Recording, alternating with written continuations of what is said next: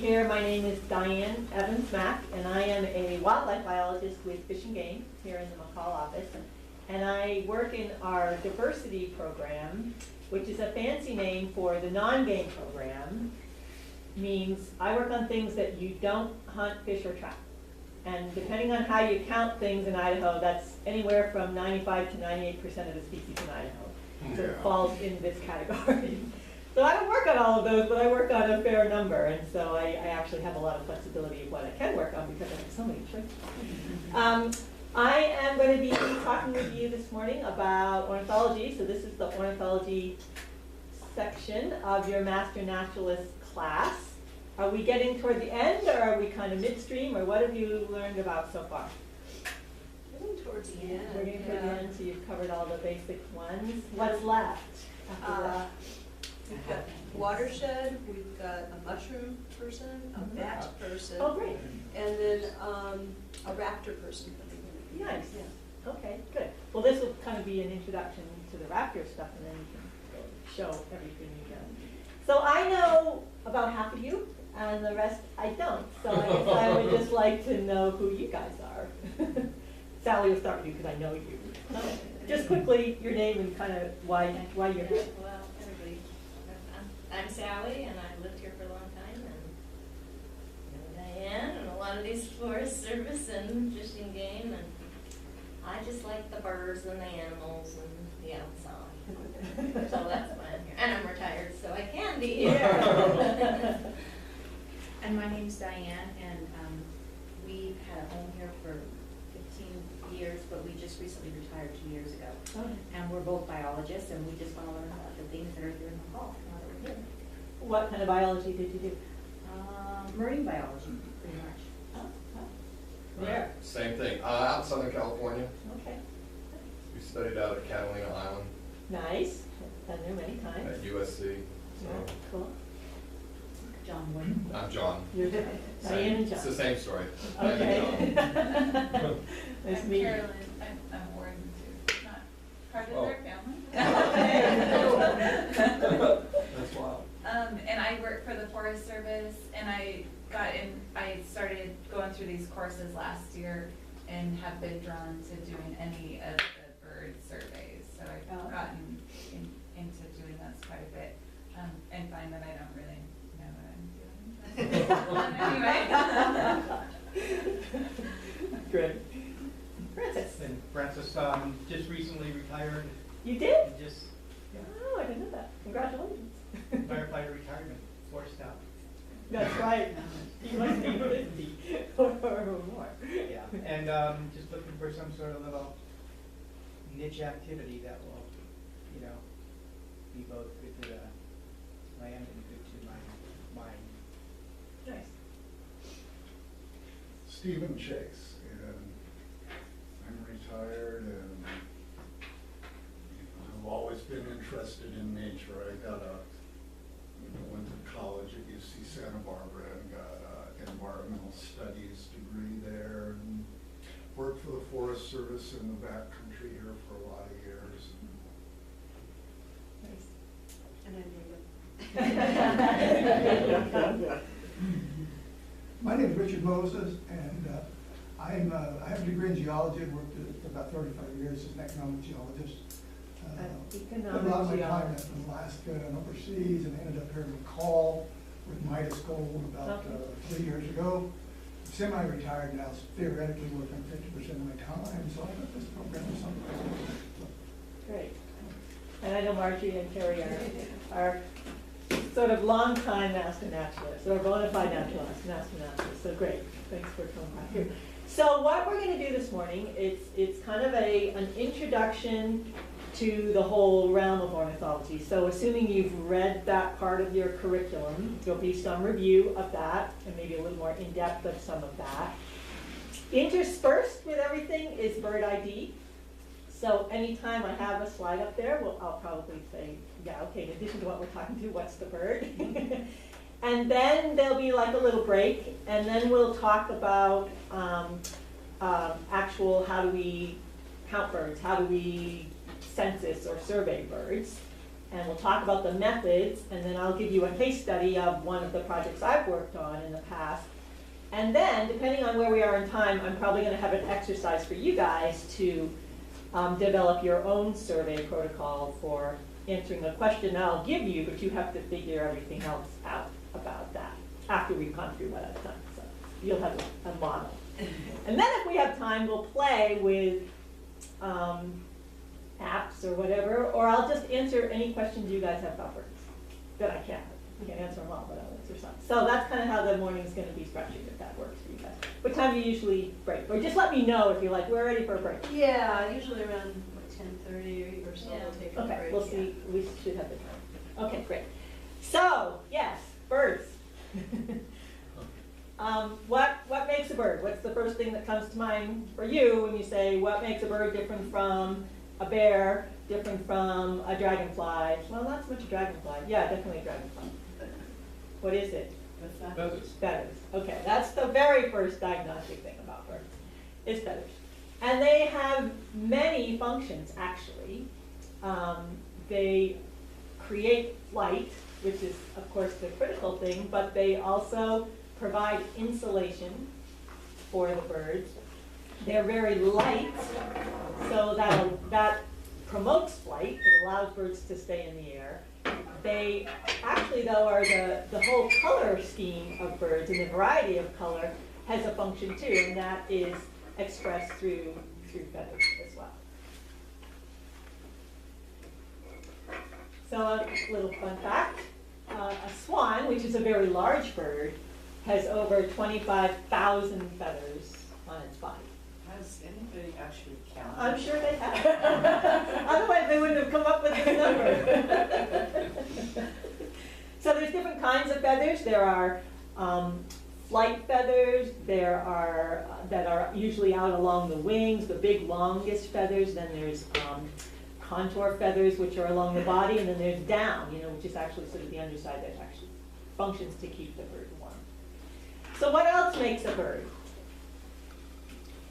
Well, it flies, right?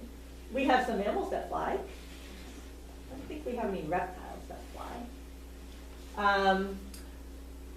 But there's actually a question about what actually came first, the flight or the feathers. And if you look back through sort of paleontology stuff, Stephen's notes had like, I know about this. So, birds came from reptiles, but way, way back in the evolutionary tree. And there's some question whether reptiles had appendages on them that actually functioned like feathers and allowed them to fly, or whether reptiles were leaping with these appendages and those appendages evolved into lighter weight things like feathers. So there's kind of a circular thinking about how they actually got to where they are. I don't know the answer. They also have hollow bones, and again, this is for the lightness of the body to make them able to fly. And they're probably the one critter out there, everybody vocalizes, every animal pretty much has a way of communicating, but birds are sort of known to us for their mating songs and variety of vocalizations and ability to mimic other things with their vocalizations. So that's another kind of unique thing about birds. There's a lot of mythology about birds. They've been symbols of things through time, like they might be, when you think of Native Americans and their associations with birds of prey, that's power and strength and that sort of thing. They've been used as messengers or thought to be messengers. There's one myth that I came across. It's actually, it was like in the south of the United States, maybe during the slave era, where they thought blue jays were messengers to the devil, and they disappeared every Friday and went down to the underworld and reported to the devil and everything that was going on, and then came back up on Saturday. Wow, I don't know how you got there. But anyway. They're considered to be harbingers of various things, both good and bad. There's lots of myths about owls because they're so mysterious and they're nocturnal, but they actually are representative of death, and there's a whole book I remember reading as a kid. I heard the owl call my name. It's just sort of this, you know, preparation up. The owl's sitting outside my tree. It's time to go, kind of thing. lots of stories about that kind of thing. And then they were believed to be predictors of weather. Lots of stories of birds demonstrating what the weather is going to do. And of course, none of this can really make sense, but people believe it, just like you believe lots of things. Like one example in Scotland, I believe, was that loons would get very noisy if the weather was going to turn bad, you know, start making lots of noises and getting disrupted and that kind of thing. So, lots of cool things. Birds have been with us for a long, long, long, long time. So, when you read through your curriculum, they have many roles in our ecosystem. You know, they're just not out there being pretty and singing for us. They're doing things that are important for the ecosystem as a whole. What are some of the things you might remember that, or think, even if you didn't read it in your curriculum, what would you expect those things to be? They eat insects. And that's a good thing. Yes. Especially if we're talking about agricultural crop pests, those kinds of things. Eat lots of insects, yeah? They eat dead stuff. Good stuff. Oh, like scavengers, like vultures? Yeah. Yeah. Yeah. And snakes and bullets and Yeah. little critters. They eat little critters that could be pests. Yeah. Yeah. Transport seeds. Yes. Very important. So do you remember, I don't know if this is it, I think, have you done the ecological concepts section yet? So, okay, this is going to be your review of the pyramid, the biomass pyramid. So, if you remember, review. So the pyramid is, so it's basically got plants on the bottom and there's lots of those, and then you move up the food chain, so to speak. And as you move up, animals tend to get bigger and fewer of them, and they're the sort of the top of the food chain. So we have lots of different kinds of birds, and in fact, a bird is even shown as the top. But I'm going to show you a couple pictures of birds, and I want you to think about where they might fit into here, and that helps you understand what birds are doing out there. So the first one, anybody know what that is? It's not a very good picture. And it's not fair, because it's a female. It's a female sage grouse, yes. So, where do you think sage grouse fit into this whole biomass pyramid? If you had to draw a line from the picture of the sage grouse to one of those 4 slots, where would you put it? Just wild guess. I'm assuming they're plant eaters? They are plant eaters, sagebrush. So they must be Ladybugs primary? also. What's it? Okay, yes. Ladybugs also. I can't quite hear what you're saying. Do they do both bugs and plants? Yes. All right, Francis wins that prize. Second. So they're there. Because they do, in the winter especially, they're eating exclusively sagebrush leaves. Very, very limiting, very narrow niche for what they're doing in the winter. But in the summer, especially the chicks, when they hatch, it's really important that they have insects to feed on. So, yeah, they're both. Okay. And the sage grouse is a pretty big bird, right? It's bigger than our chickens. But it's kind of fitting in down here low. What about our a tree swallow?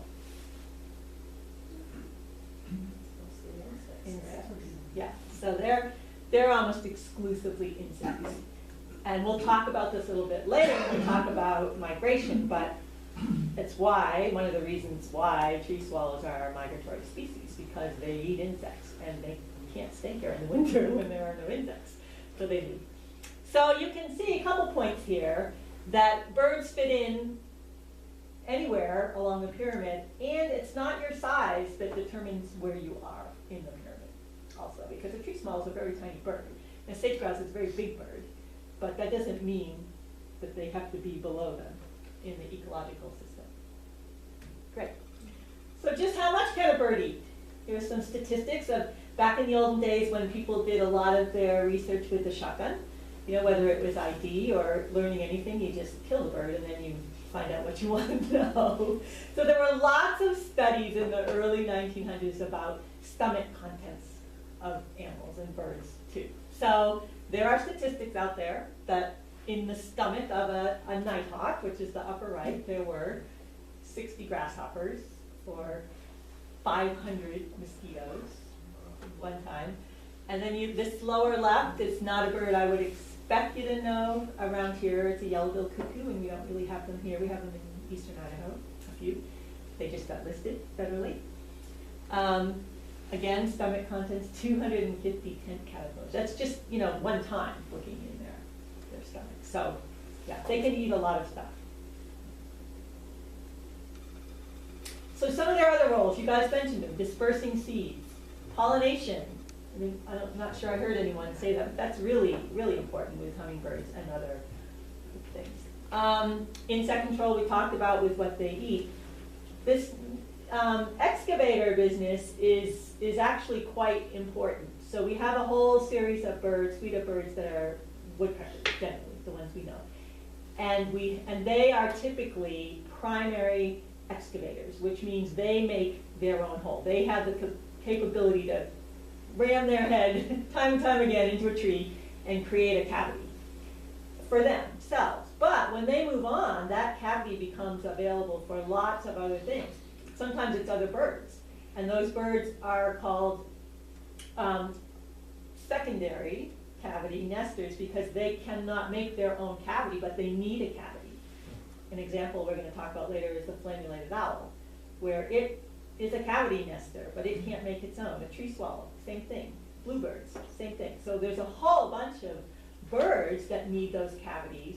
There's also mammals that need those cavities. Flying squirrels, you know, that's the best example. Other squirrels will use them, but they don't need to be in a cavity, but flying squirrels do. So it's really important that they're out there sort of engineering things, habitat in the woods, that some birds do that for a whole bunch of other species. So when we think about these links between all these animals, how can a Clark's nutcracker affect a grizzly bear? You guys know that sort of what's going on there ecologically? White pine. White pine. Remove the White seed pine. ashes. Yeah, okay, so it's all done through white bark pine. So Clark's nutcrackers are seed collectors and cachers, and they actually create fairly large caches sometimes. Grizzly bears rely on those seed caches in the fall when they're trying to fatten up, so that's an important source for grizzly bears. And in addition, the nutcrackers don't remember where every seed that they put is, so that helps propagate white bark pine as well. So there's a whole thing going on out there, and everything is sort of connected and doing its part. So we're going to work through some general groups of birds, and this is where your ID skills are going to come into play, as well as this is sort of how your curriculum was structured as well, the groups of birds. Okay, but we think about them in terms of their how they make their living. You know, that sort of is a grouping of birds. Is a common denominator for birds. What they look like, that's their form, and then the habitat that they occur in is another way of grouping birds. And usually those three things are related in some way. So any guesses on what that bird is? It is an owl. Good. Do we know what kind of owl? Again, not a very common species around here. People get really excited when this It's bird short-eared comes. owl. That's not the snowiest. It's not, but it's a hawk owl. Okay. Hawk owl. And what's really interesting is they're like snowy owls in that they sort of have these, it's tiny, it's really small. They have these sort of eruptions where some winters they kind of show up, and when they do, people will drive everywhere to go see a hawk owl. But the closest nesting area that we are aware of is in Glacier National Park. But last summer, Jay Carlisle was out, who works at Intermountain Bird Observatory, used to be Idaho Bird Observatory on Lucky Peak and that thing. He was doing some work for the Forest Service, and he stumbled on a family group of hawk owls, and he kind of spread the word to a few people, and someone else went up and found a second group. So last summer we had 2 documented nestings of hawk owls in central Idaho. That's the first we've ever known, so that's really, really exciting. We don't know why, and it could be now that they're out there in lots more places, we just haven't looked. I mean, it was up in the middle of the Frank Church in a burn, he was doing woodpecker surveys or something. So it's all very opportunistic that you happen on these things. But anyway. Okay, so bird groupings.